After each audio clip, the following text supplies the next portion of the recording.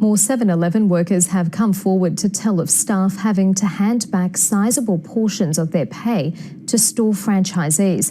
The ABC broadcast covert video last month showing one employee handing money to her boss.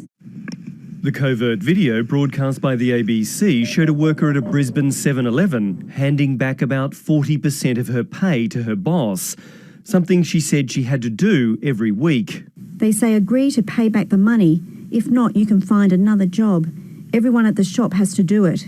Another former worker at the store has now come forward, saying he too was paying back part of his wage to the franchisee.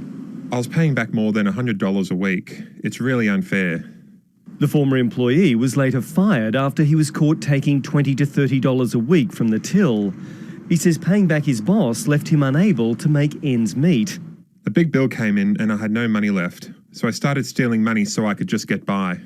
This woman works at a 7-Eleven store in Sydney, and she says all the international students who work there have been told by the franchisee to pay back up to half of their wage. I have seen them put the money into an envelope, put their name on the envelope and put it into the till or hand it back to the boss. One worker told me he had no choice, otherwise he would lose his job. Lawyer Giri Sivaraman from Morris Blackburn represents more than 100 former and current 7-Eleven workers who say they were underpaid. The scams are like a virus. They just adapt to different circumstances and regulation. This month, 7-Eleven signed an agreement with the Fair Work Ombudsman designed to stamp out wage fraud at its stores. And the company says it will continue to keep the identities of workers who blow the whistle confidential. But that isn't enough for some, who say the process simply isn't independent.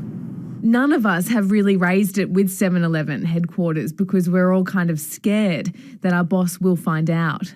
7-Eleven has told the ABC that its investigation into the Brisbane franchisee accused of demanding staff payback wages is ongoing.